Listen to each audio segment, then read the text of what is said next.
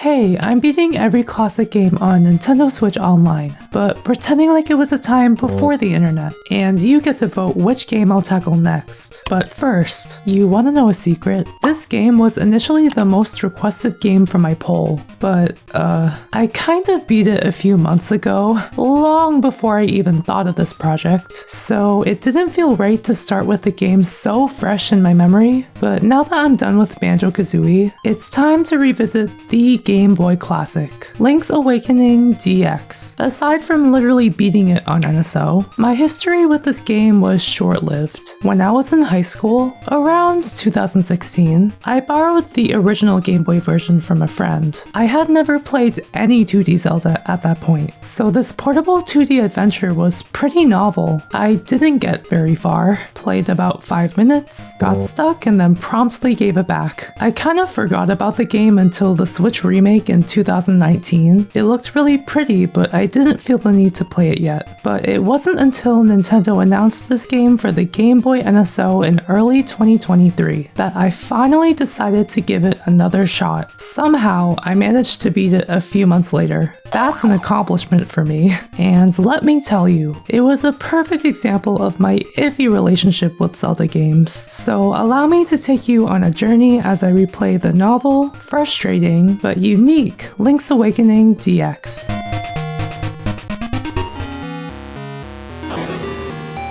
I knew going in that Link's Awakening ain't your typical Zelda game, and that's what intrigued me before. Starting with Link knocked out from a storm and Zelda nowhere in sight was not something I expected, so right off the bat, things were gonna get weird. When I first tried the game back in 2016, I was overwhelmed trying to get a lay of the land, even though they nudge you towards the right places. Thankfully, now I was a little less lost since this wasn't my first rodeo. It's kinda common knowledge that other Nintendo characters exist throughout this game, including the iconic Chain Chomp Bow Wow. This game has a canonical Yoshi doll. What more do you need? There's a lot to do before even reaching the first dungeon, and I think the game knew this because of the many forms of guidance, aka the Owl Exposition, the Library of Tutorials, and phone call hints, all of which I relied on because Link's Awakening can still get very cryptic at times. It wants you to do things in a very specific order, or else you won't progress. Here's a prime example right at the beginning of the game. You're supposed to enter the forest, intentionally get lost by a raccoon, find the witch's house, obtain magic powder, go back to the forest, find that same raccoon, and use magic powder to transform it back into a human. I remembered most of the steps, but for the life of me, I could not remember finding the raccoon a second time, and because of that, I was stuck wandering around the forest endlessly. Turns out it was in an area of the forest that looked identical to a nearby area, and all this confusion was for,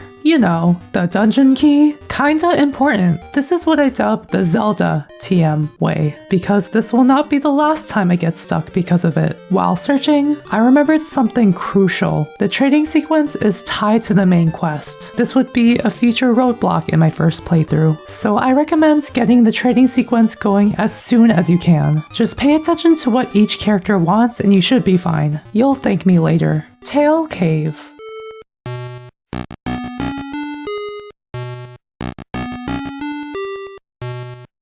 Objectively, the easiest dungeon in the game, but that doesn't mean I didn't struggle. After all these years of Zelda experience, I still don't know how to avoid taking damage. I remember struggling a bit my first time here, but thankfully these owl hints exist. I'm not looking forward to older Zelda games that literally give you nothing. Reminds me to never gamble because it took me 4 tries to match up these roulette enemies. It should not be that difficult. Thank God the first dungeon gives you the Roc's Feather to jump early in the game.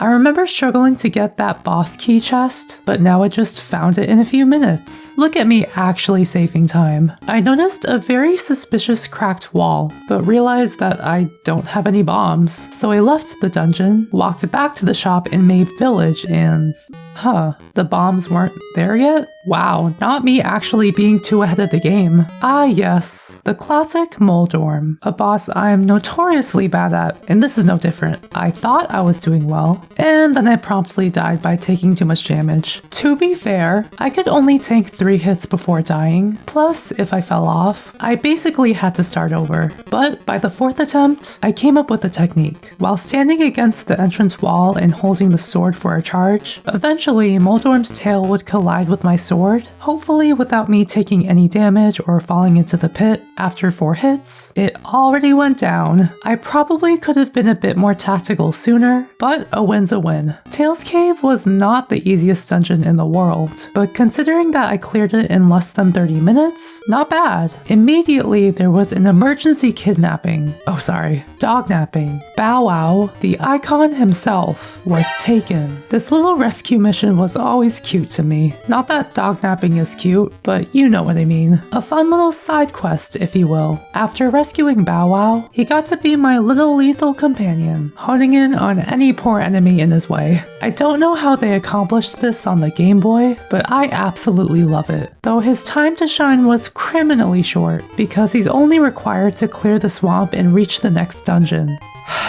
I wanted chaos, but whatever. Bow Wow was a real one. Bottle Grotto.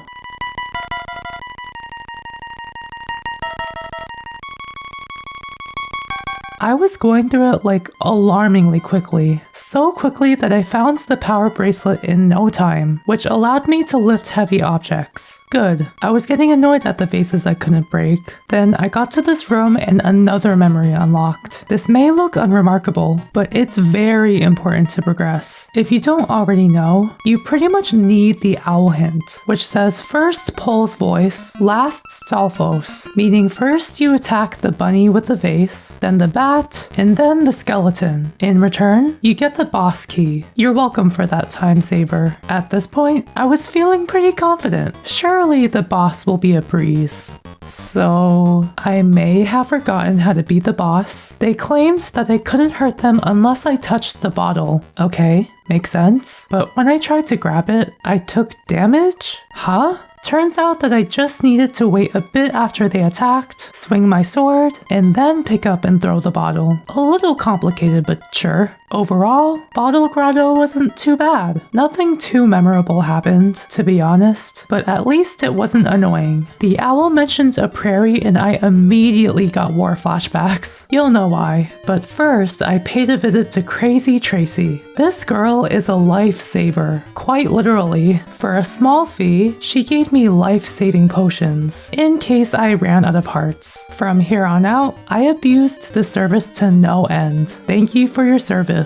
Now that I had over 200 rupees, I made sure to spend it on the shovel, a seemingly useless item that will be very important soon. I wish there was a better way to teleport in this game. They tried to remedy this with these warp portals, but it doesn't feel like enough. A lot of backtracking is required, and it really showed when I got to Richard's villa, which was a whole ordeal. First, Richard wanted me to retrieve 5 feathers from a nearby castle. Naturally, the front gate was locked, so I had to find another way in. This monkey would help build a bridge to the castle only if I offered bananas, which was part of the trading quest. So if you haven't been keeping up with that, you could literally get stuck here, aka me in my first playthrough. Once I got into the castle, I was able to quickly find all but 1 feather, which apparently was very well hidden. According to the phone, I should bomb suspicious spots, but wait, I still didn't even have bombs. Well, gotta trek all the way back to the village just for bombs. After wasting a few minutes, I finally bombed the suspicious area, grabbed the final feather, and returned to the villa. You would think that he'd just give the dungeon key, but nope, there's more. I had to go back and trek through his very dangerous backyard with holes. He should really get a landscaper, but only at the very end do you actually need the shovel to dig up the dungeon key. You can imagine how long this segment could take for a first-time player. A clear example of the Zelda TM way. But thankfully, the dungeon was just to the left, the only saving grace. Well, I say that, yet still had to walk all the way back around to enter. Fitting. Key Cavern.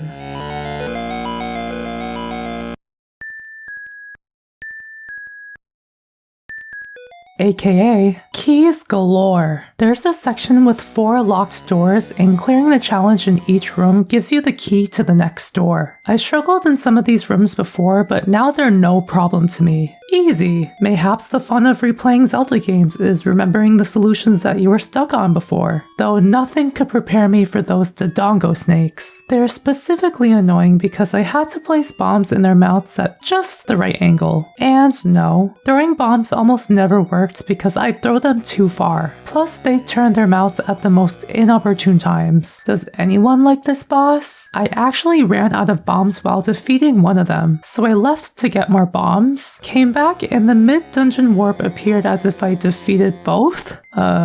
Okay. I will gladly take it. Good riddance. Other than that, I felt that the dungeon overall flowed much better. I naturally remembered certain chests, which led to more keys, which led to more progress. And just like that, I already made it to the dungeon boss. Essentially, I had to split the eyeball into 2 extremely efficiently. Swiping with the sword wouldn't cut it, so I had to use the Pegasus boots and sword combo in order to ram into it quickly enough. This fight could easily take a while, but I somehow defeated the boss in no time. We love knowledge and growth. Looking back, I give this dungeon a rating of not annoying. Yes, this is legit how I assess dungeons. The owl spelled out pretty clearly that once I awakened the windsfish, I would leave this island.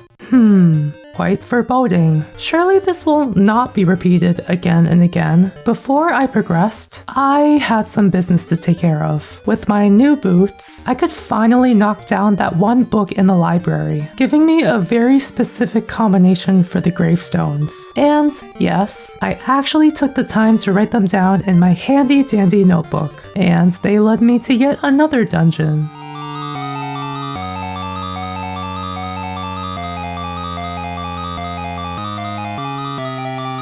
It's completely optional, but I pounced at this opportunity for a very specific reason. I came across these wonderfully cursed color matching puzzles. I failed them in Club Penguin, and I was no different here. I just guess and check until I happened to solve them. I don't have the foresight to figure out the right combos. I'm sorry. And the boss was annoying. I had to continuously attack it until the blue became yellow, and the yellow became red. In this case, spamming sword swipes was a must, or else it would reset. There was really no easy way to beat it, but it's worth it, because after that, I was given the option of doubling my attack or defense. And you know I picked defense so I could die less embarrassingly. Strategy who? Back on track. I came across the animal village, which has to be the most wholesome part of the game. It's just a bunch of animals living their best life, but I had somewhere to be, except this walrus was rudely in the way. It was quite obvious that I needed to bring Marin here,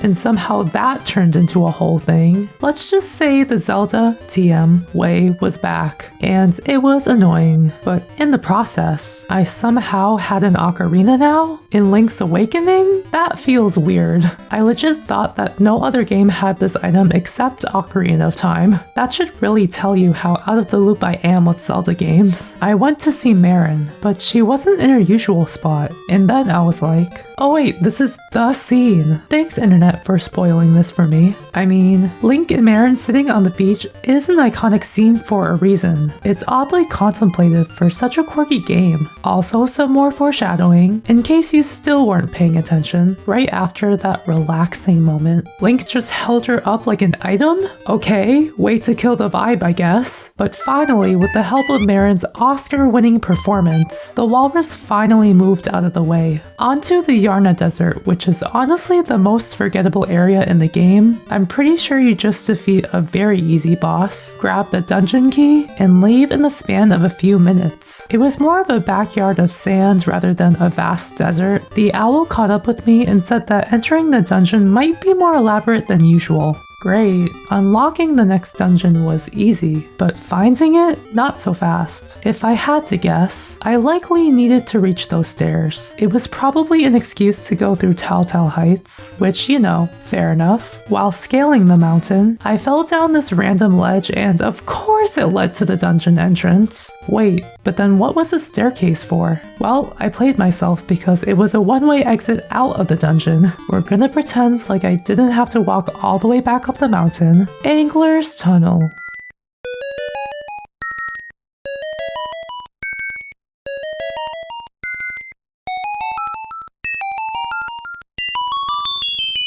Naturally, a very aquatic dungeon. I found it cool that deep water was the obstacle, when I'm sure that once I got the flipper, it would not be an issue at all. I found a seemingly useless room, went back up, fought a few enemies, and the key proceeded to fall down below into that exact room.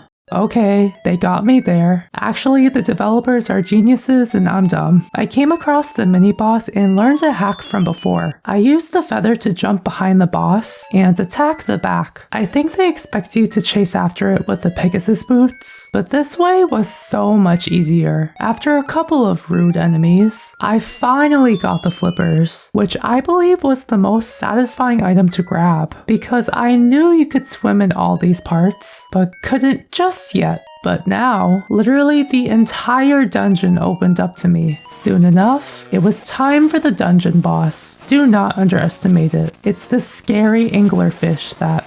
And it's over already. That was the saddest excuse of a boss. Is it bad to say that this is my favorite dungeon because of how easy it was? It wasn't like brain dead easy, but the dungeon just flowed really well and I eventually came to my own conclusions without any help. Isn't that how a well-designed dungeon should feel? I think so. A ghost randomly decided to haunt me. Thankfully, this wasn't a horror game, and in a surprisingly somber segment, I ended up taking them to their grave. I still don't know who that spirit was, but that was quite a powerful moment in such a silly journey. Before I went to the next dungeon, I needed to buy a very expensive item. No, not a Lamborghini. This bow, which cost me 980 rupees. Truly a ridiculous amount. Even though this game threw a ton of rupees at me, I was somehow still short. So I proceeded to kill an endless amount of zombies to farm money. See, the zombie apocalypse ain't so bad. I wouldn't say the bow was worth it, but I knew this would save me a ton of headache in the future. Time for me to enter a literal catfish. Catfish's maw.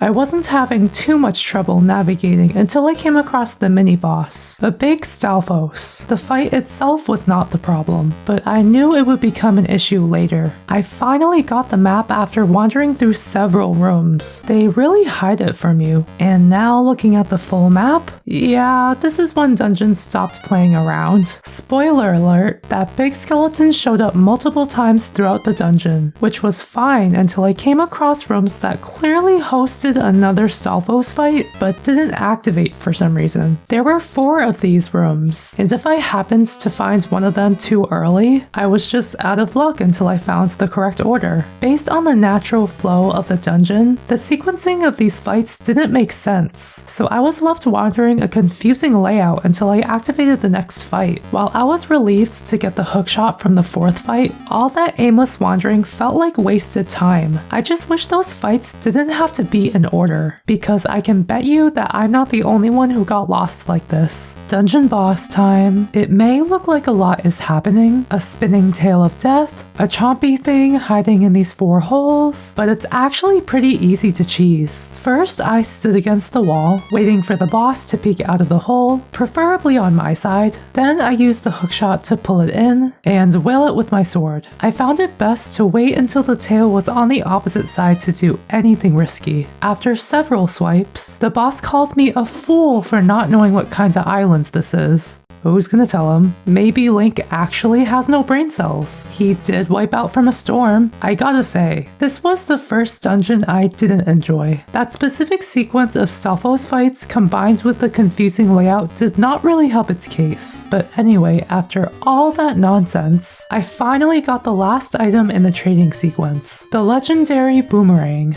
Well, not really. And with that, after many steps, the trading sequence was complete. I still feel iffy about parts of it being required, since I know it's usually a side quest. I could see some people getting stuck because of it. After exploring some more, I randomly came across the infamous signpost maze. Oh god, this area. I do not like it. The gimmick is that you start with a signpost that will direct you to the next one, and you must stick to the path exactly or else you have to start over. You also need the hookshot for this one random signpost for some reason. Once I made it through, a staircase appeared, and some frogs wanted to charge me 300 rupees for their exclusive performance. I would say no, but this is unfortunately required to beat the game, so I reluctantly paid for the scam performance. The song wasn't even that good. No wonder they never released it to the masses. They did give me a complimentary song for my ocarina, said to wake the dead. Sure, I'll take it. I was specifically told to go south, then north for some reason. The south area had lots of scary Armo statues that can't be defeated with sword swipes. I'd normally use my shield to push them out, but I learned that you could use the boomerang to take them out. See, I knew it would come in handy in this very specific scenario. Inside the cave was a giant Armos knight. Unfortunately, my boomerang cheese didn't work the one time I actually used my arrows, and with that, I got the dungeon key. The next room had a relief explaining that everything in Koholint is an illusion, which will all disappear. Apparently, I deserved to know the truth. Link himself said, "What? Illusion? Boy, have you not been paying attention at all? How do you have even less brain cells than me?" Even the owl was like, "Just in case you don't know," it was like, "No one is really sure that this island is an illusion until you awaken." Okay, buddy, I'll keep pretending like I don't know. The Face Shrine.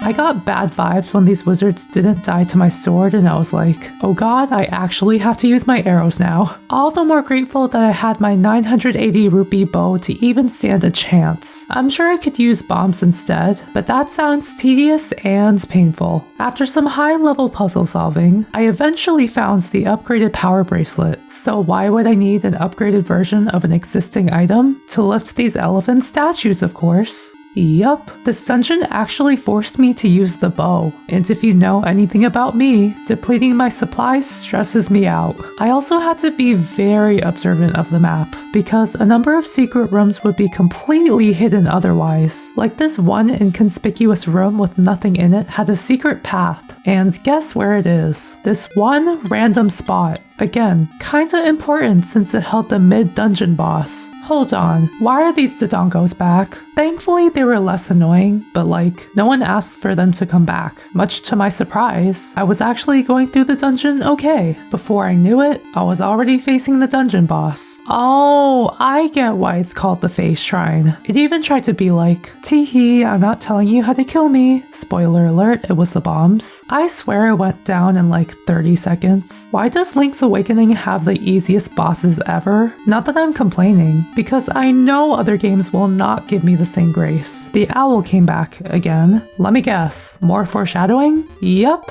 and also to fly like a bird or something. As soon as I scaled the mountain, things began to click when I found the hen house. So remember that random rooster statue near Marin at the beginning of the game? And remember that scam performance that gave me a song to revive the dead? You're supposed to link those two somehow. I tried playing in front of the statue, which didn't work. Then I randomly decided to push the statue and a secret staircase appeared? Huh? But underneath were the bones of a bird. Okay, that makes more sense. Again, not me getting ahead of myself. Now I had yet another companion. This one was cool. I got to hover over the plebeians with it. Of course, like all things, its time to shine was cut way too short, but at least I got a dungeon key out of it. Eagle's Tower.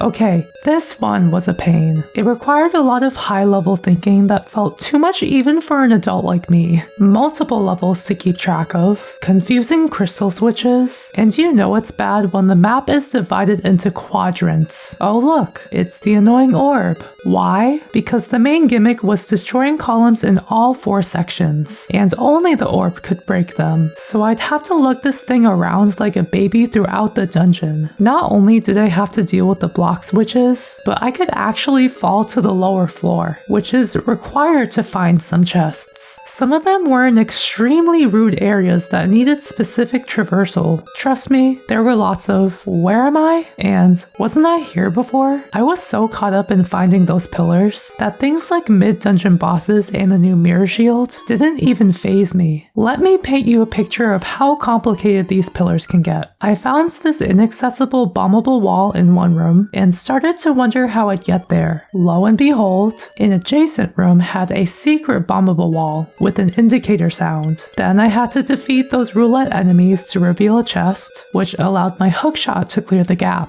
And then I could carry the orb to destroy one of the pillars. Long story short, after destroying all 4 columns, the tower collapsed a smidge. I didn't know what that did, but sure, that did something, but I still needed the dungeon key. Spoiler alert, it was in a really dumb place with a really dumb solution. Alright, boss time. Nope, just kidding. More rooms. Okay, the actual boss was on the top of the tower, which was an eagle. Makes sense. Not gonna lie, I couldn't figure out how this boss worked. I tried swiping away as many times as I could, but this one windy move forced me off and I didn't know how to counteract it. It took me so long that I actually died, even with my extra potion. I guess falling to the bottom reset the eagle's health? That's rude. How could I even stay on the tower with that wind? On second thought, maybe this was when I would actually use the mirror shield. And sure enough, after 10 or so hits without falling off, I finally took down the eagle. Once again, hinting at how everything will disappear. I feel like this is some sick joke at this point, but this was the first time mentioning a dream. Wasting no time, I was informed that the last dungeon was in the top left of Koholint. Even the game's like, just finish it already. On my way there, Marin was stuck on the bridge for some reason. Like,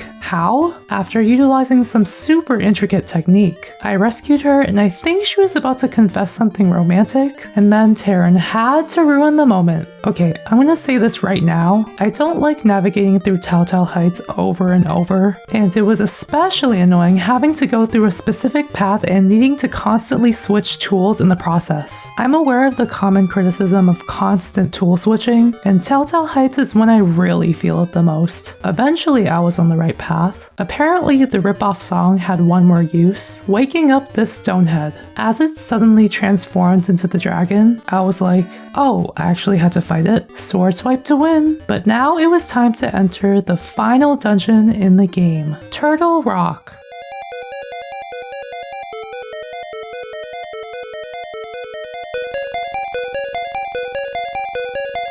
Why yes, it was extremely confusing for me. Thanks for asking. It even had all the annoying features. Way too many rooms, way too many keys, multiple levels, and multiple mini-bosses. It got so confusing that even my notes don't make any sense. So let's break it down. Way too many rooms. I'm not kidding. There are like over 40 rooms to keep track of. Way too many keys. Pretty self-explanatory. Good luck finding all of those in this massive dungeon. Multiple levels. Look, I think it's cool that they did that on the Game Boy, but my god is it confusing. And yes, there are multiple mini-boss fights, even ones from previous dungeons. But wait, that means... Ew, why are these Dodongos back again? They were somehow even more annoying, so you can't just throw bombs at them like before. Now you have to reach the top ledge, and then throw your bombs down below to defeat them. That was extremely arbitrary, but thank god I had higher bomb capacity. I stumbled my way throughout the entire dungeon, made some mistakes, and eventually got the magic rod, so that I could finally progress. Too bad I hated this ice room. I had to use the feather in the new new rod in a very specific way. I may have struggled a little too hard in the second room that only required 2 moves, but we're not going to talk about that. Just like every other dungeon, the boss did not stand a chance against my magic rod. What's strange is that I was literally attacking fire with fire. How does that make sense? But anyway, I took down the boss and secured the final instrument. Immediately, I was told to go to Egg. So in front of Egg, I played the full melody and an entrance suddenly appeared. I don't think that's how eggs crack, but sure. I remembered there being a final maze, and of course they wouldn't tell what the solution was. The phone told me to check the library, and finally the directions were literally 4 right and 4 up. Wow, quite the head scratcher. But time to actually finish this long journey once and for all. For once, the final boss was quite the challenge. Wait, why is this Gruntilda again, with its 5 phases, each requiring a specific item? They don't really indicate which one I needed, so I just had to guess and check. I don't think that's good boss design, but sure. This is one of the few instances where that extra potion came in clutch, because this fight took a long time and I had to keep being nimble. I was definitely stressed about my depleting health and resources, but after all is said and done, the final nightmare was defeated and everything began to change. I found it cute that they showed all the NPCs around Koholint before the island disappeared and Link finally woke up. Yup, surprise, it was all a dream. Who could have possibly seen this coming? Not Link apparently, but jokes aside, I respect the peaceful ending. Even though everything and everyone was gone, I'm sure Link was happy to have the adventure he did. And with that, I officially beat Link's Awakening DX for the 2nd time. What a roller coaster of a journey. As you'll see when I cover future titles, the Zelda series is not one of my all-time favorites. They get so close, but there's always some frustrating part that prevents me from touching them again. As of this video, Link's Awakening is actually the first Zelda game that I've beaten for the 2nd time, albeit for this very series. But the funny thing is, I didn't dread going back to this one. Having it so fresh in my memory definitely helped, yes, but it still gave off "I'm not like other Zelda games" vibes, which I can't help but appreciate. It easily could have just been Link to the Past for the Game Boy, but those elements were remixed into something completely different, leaving Koholint as this living, breathing, imaginary place. I don't know how a dream could be this vivid and detailed, but I love it. The many complaints I had were more about the inherent mechanics of traditional Zelda games themselves, not necessarily the problems of Link's Awakening specifically. Would I have liked this game growing up? Well, considering I was stuck in Mount Coronet in Pokemon Pearl as a 7-year-old, I know for a fact that I wouldn't have made it far in Link's Awakening. Roadblocks in games tended to frustrate rather than motivate me, so I'd end up dropping them for months, even years. If I had trouble figuring out certain puzzles as an adult, imagine little kid me trying to solve Eagle's Tower. Not happening. Would I play this game again? Technically I already did, but on my own accord? Maybe? Considering that I basically know where to go and what to do at this point, it might be a good game to pick up and play, but it wouldn't be a priority. It's not like a Kirby game where you can literally turn off your brain and still beat it. And finally, would I recommend this game? Yes, but only if you have nostalgia for it, and I'm talking about the original Game Boy versions. Like I said, I haven't tried the Switch remake, but I've heard good things about it, so you might as well get the one with enhanced visuals and extra features, but the game itself still holds up surprisingly well, if you can look past the Game Boy limitations. Link's Awakening DX is not my favorite Zelda game I've played, but it's a very unique adventure worth remembering. Hey, thanks for hearing my thoughts about Link's Awakening DX. Still found it funny that I just beat this game a few months earlier, and then decided I had to play through it again. But you know, I still had fun. Friendly reminder that you can vote for the next game using the link on screen or in the description. And please consider subscribing if you like this type of content. But that's it from me. I'll see you in the next video. Goodbye.